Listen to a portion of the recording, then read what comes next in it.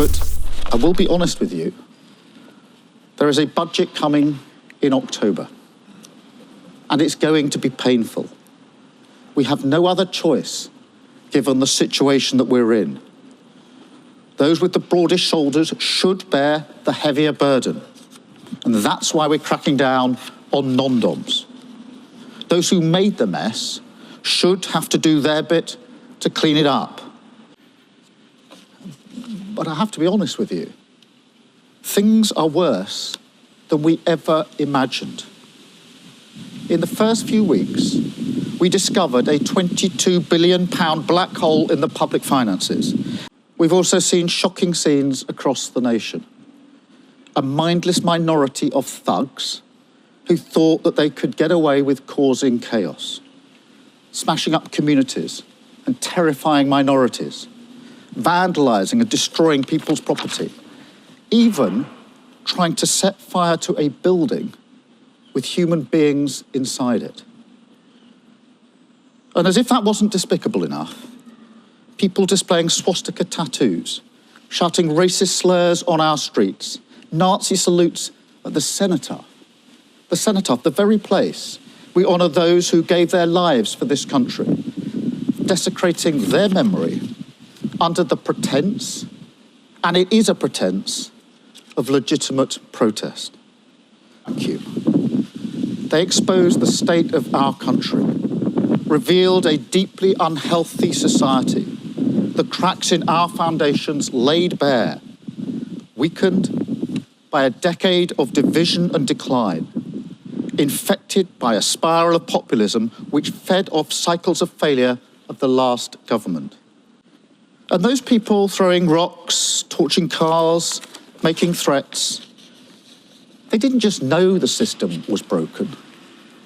They were betting on it, gaming it. They thought, they'll never arrest me. And if they do, I won't be prosecuted.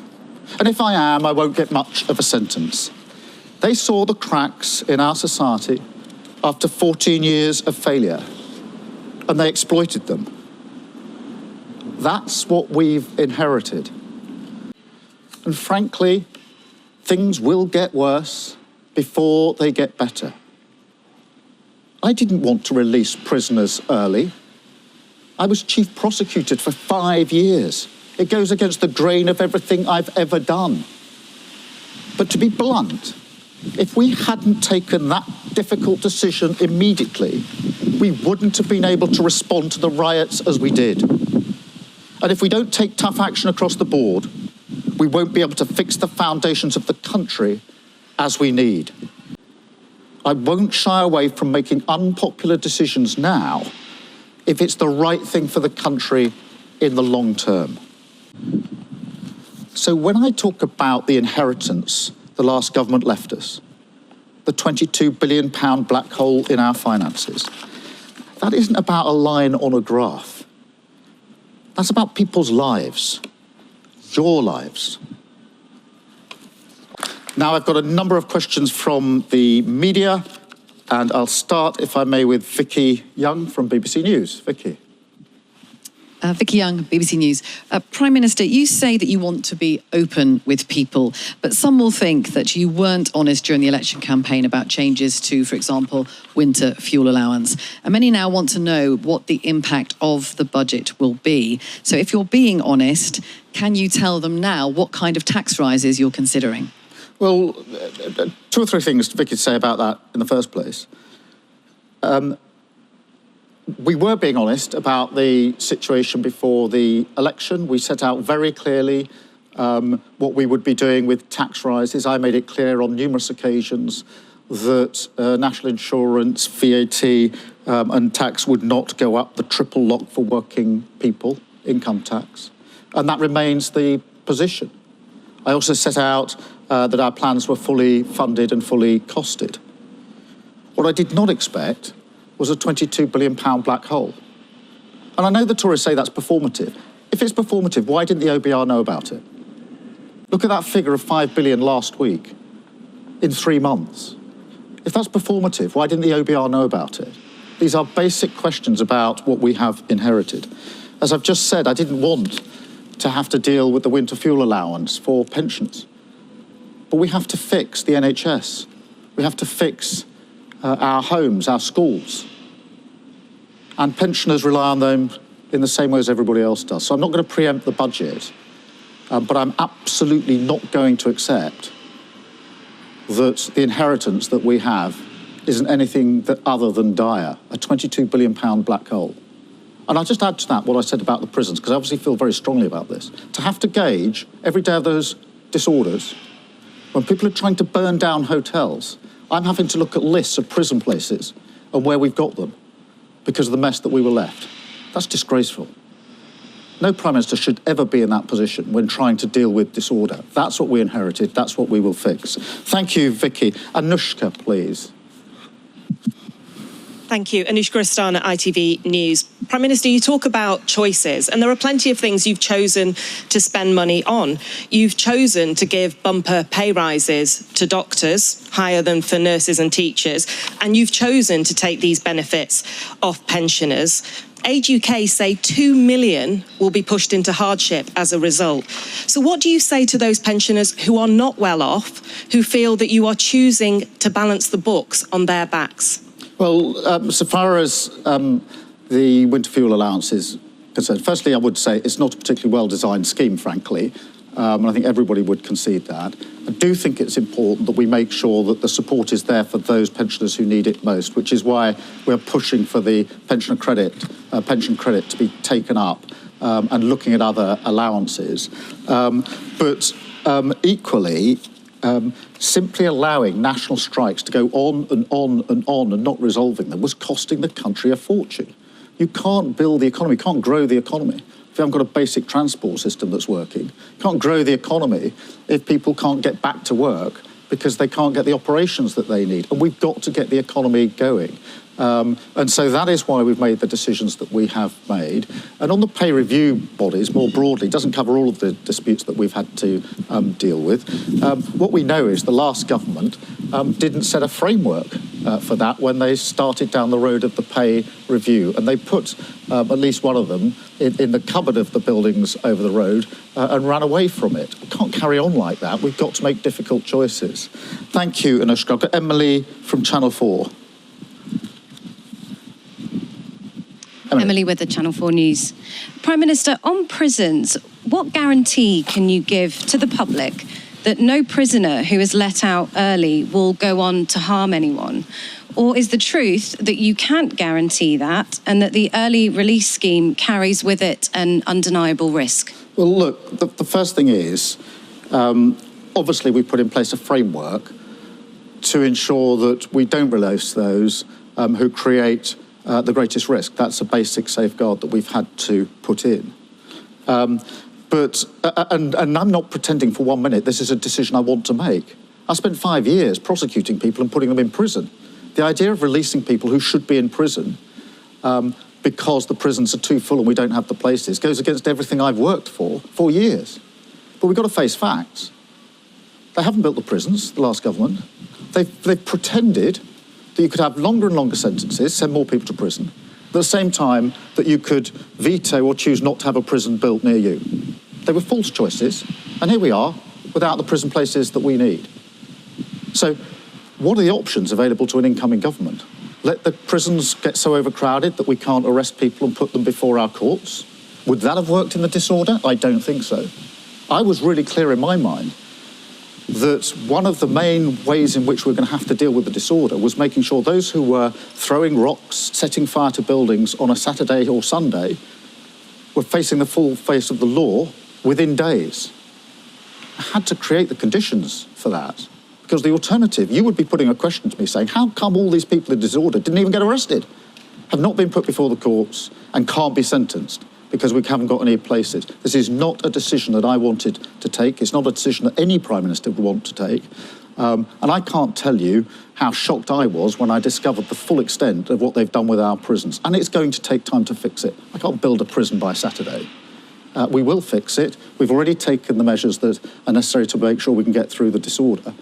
But I shouldn't be sitting in the Cobra room with a list of prison places across the country on a day-by-day basis. trying to work out how we deal with disorder. But that's the position I was put in, and it's frankly not good enough. Thank you, Emily. Beth. Thank you, Prime Minister Beth Rigby. Thank you, Prime Minister Beth Rigby. Sky News. Prime Minister, you say you want to build trust with pensioners who voted for you, and then you cut their winter fuel allowance, and it wasn't in your manifesto. You also said in the general election you had no plans to raise taxes beyond what you'd set out in your manifesto. Now you're saying something else. So can you please level with people? Are you going to raise taxes?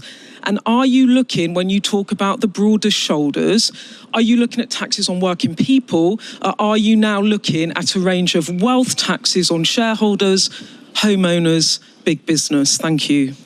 But as I said in the campaign, in relation to working people, income tax, VAT, national insurance, we will not increase tax. I was clear before the election, I'll be clear again after the election. Obviously, the budget is in a number of weeks and the detail will be set out there. But I say again what I said before the election, which is we have to get away from this idea that the only levers that can be pulled are more taxes or more spending. Our number one mission is to grow the economy, to make sure that we are creating the money in the first place. That remains the number one mission. Nothing knocks that mission. And that's why it's really important we have a transport system that works. That's why it's really important we have an NHS capable of getting through the backlog. That's why it's important we have the National Wealth Fund, Great British Energy, that we unlock planning so that we can get on. All of those decisions are decisions we've taken in the first 7 weeks to make sure we get the economy where we need it. But we're going to have to take tough decisions. I did not cater for a £22 billion black hole. And that's because it wasn't on the ABR's books. We were looking at the available, as you were, the available material. But it wasn't there. The OBR didn't know about it. That's why they're conducting a review, is to find out why they didn't know about it. But £22 billion black hole on top of what we knew to be the situation is a problem that I'm not just going to pretend isn't there or that we can easily fix. We're going to have to fix it. We're going to have to fix it quickly, because I genuinely do not think that the politics where we simply pretend things can be done that can't be done is working. And we will do it straight away. That's why I call about sort of getting the rot out now. Because if we don't do it, if we paper over it, we know what's going to happen. It's like the damp or whatever. Anybody who's ever decorated a house knows how this works. Pretend it isn't there, paper over it, and guess what? In a year's time, it's 10 times worse. We're not going to do it that way. Thank you, Beth. I'm going to take Andy Bell, if only so that... Where is Andy? Andy, if only, so I could say personally into your face, well, fantastic on your daughter's achievement in the Olympics. Georgia is absolutely brilliant. We were all glued to our sets, and please convey our congratulations to her, as I know many people already have. Andy.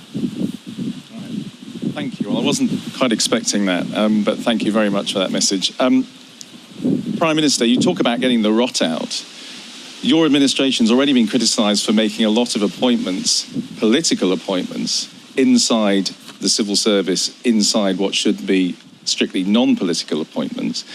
Wouldn't it be a good idea to have a review now by your Commissioner for Ministerial Standards, just to set the record straight, to clear the air? Because at the moment, a lot of people are wondering whether you really are getting the rot out in terms of the way public administration works. Well, look, Andy, most of these allegations and accusations are coming from the very people that dragged our country down in the first place. So you'll forgive me if I take that approach to it. We are going to fix the foundations. We've got to do it at speed, and I'm determined to have the right people in the right places to allow us to get on with that job. I'm enormously aware of how big a task this is and how we have to move at pace. And that's why we're getting the best people into the best jobs. But I'm not really going to take lectures on this from the people who dragged our country so far down in the last few years. Thank you. I've got Kieran from The Guardian.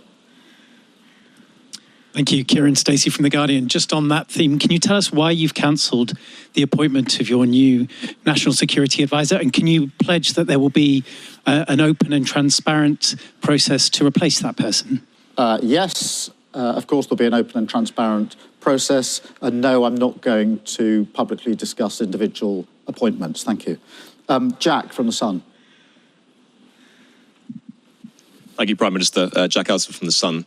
You've made clear today your reasoning for giving big pay rises to public sector workers, but now you've shown you're willing to get your checkbook out. Do you not risk spending the rest of your premiership playing a game of whack-a-mole with ever-growing union demands? And just quickly, you spent a lot of time today looking back in anger, but are you happy that Oasis has decided to reform on your watch? What can I say in relation to that? It's very, very good. It's a great song. I'm not sure I'm the best place to champion it after the last 20 or 30 minutes, but look, let's see what happens with Oasis. In relation to the pay settlement, look, we were very clear before the election we weren't going to meet the demands of the unions. They were making demands which we did not think could be met, and we haven't met them. We'll take the same tough approach as we go forward in relation to any pay issues. We have to take that approach, and therefore I will be as tough on this as I was before the election, because we have to be tough about it. But I'm not going to pretend that having hospitals that can't operate properly is good for the economy, or having a transport system where people can't get to work is good for the economy. Just sitting it out year after year was costing a huge amount of money. So government has to get the balance right, but let me be clear, I'm going to be really tough about this with the unions, as I'm being tough with everybody else, because this is part of the work we have to do to get out the rot and start to rebuild our country. Thank you. I've got Chris from The Times. Thank you, Chris Smythe from The Times. Just to follow up Andy's question about the widespread concern of people with Labour links being appointed to the civil service, was your answer effectively that process doesn't really matter when the task is so urgent? And if you are talking about honesty and service, can you not just explain why you appointed some of these people, why Lord Ali, for example, had a downstreet pass, what he was doing here? And again, on Beth's theme, you said clearly wealth taxes are in the frame. Are you also saying to people that further spending cuts are also being looked at? Well, let me be clear. I wasn't saying process doesn't matter. I think you and others have heard enough from me over the years to know that process does matter to me. Procedures do matter to me. And I'm absolutely determined to restore honesty and integrity to government, because I think that is core to ensuring that people appreciate that politics can be a force for good.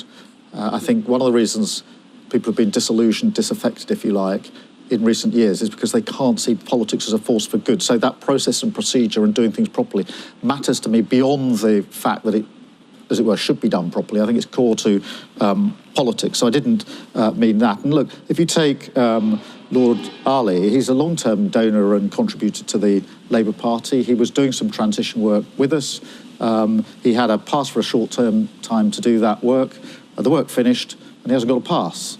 You know, that's the state of affairs. And the second bit of your question, I'm so sorry.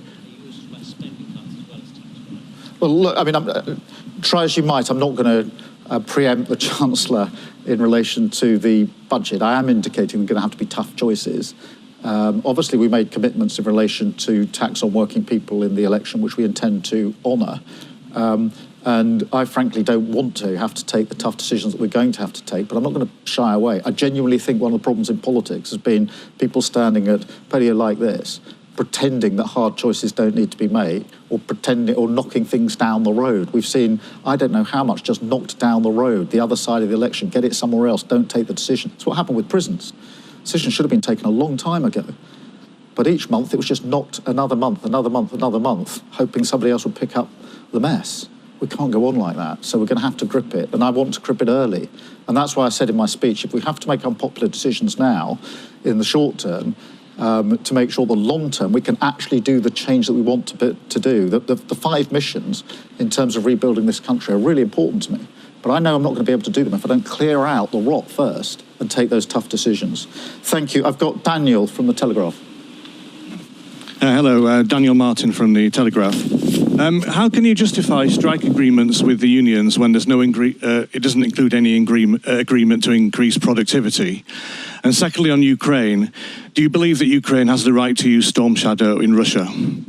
Let me deal with both aspects of that. Look, we came to settlements on the pay disputes, which I think people would say were fair. The rate, what was asked was not what was given. There was clear negotiation in those discussions. And as I say, we can't pretend that strikes, which will be going on a long time, are doing anything other than holding our country back and costing us a future. There's no neutral cost to this.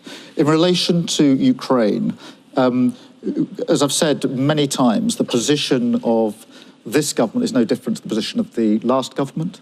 No new decisions or different decisions have been taken. We have put additional resource in terms of what we're providing, both money commitments and weapons commitments. I'm not pretending the last government wouldn't have done that, by the way, because I genuinely think one of the good things about recent years in relation to Ukraine, and there's not much good that can be said of it, is that there's been a unity in Parliament on that. And as I've said to President Zelensky and the people of Ukraine, we will stand with them for as long as it takes. I'm not going to get into tactical questions about the use of weapons for reasons that I know you'll understand. David from the Mirror.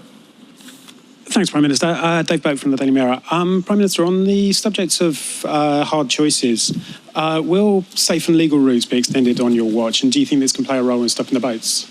Well, so far as stopping the boats is concerned, we have got to take down the gangs that are running the vile trade in the first place, which is why we're setting up the Border Security Command. It's why when we had the European Political Community meeting just 2 weeks after I was elected, and we had 46 European leaders to Blenheim, I discussed with them in some detail how we would work better together to take down the gangs that are running this vile trade in the first place. I'm absolutely clear in my own mind that that's how it will be most effectively done. Just as in the recent riots, I drew on my experience of 2011 in terms of what worked to deal with the riots. So with the gangs that are running this vile trade, drawing on my experience of having taken down terrorism gangs, those that smuggle guns and drugs, I think that the same can be done with those that are running this vile trade. Thank you. And then Lucy from the FT. Thank you, Lucy Fisher. Prime Minister, you've spoken today about restoring honesty and integrity to government, and in your manifesto you pledged to establish a new independent ethics and integrity commission with its own independent chair. You've been in Downing Street for more than 50 days now.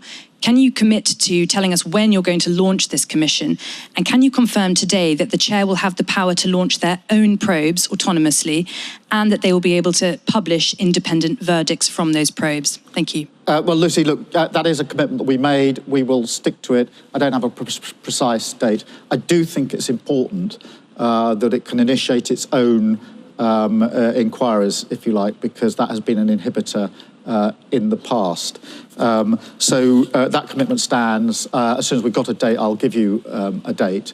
But I am very keen that it has the ability to start investigations under its own steam, because I think that's one of the bits that's been missing. Thank you all very much indeed. Thank you.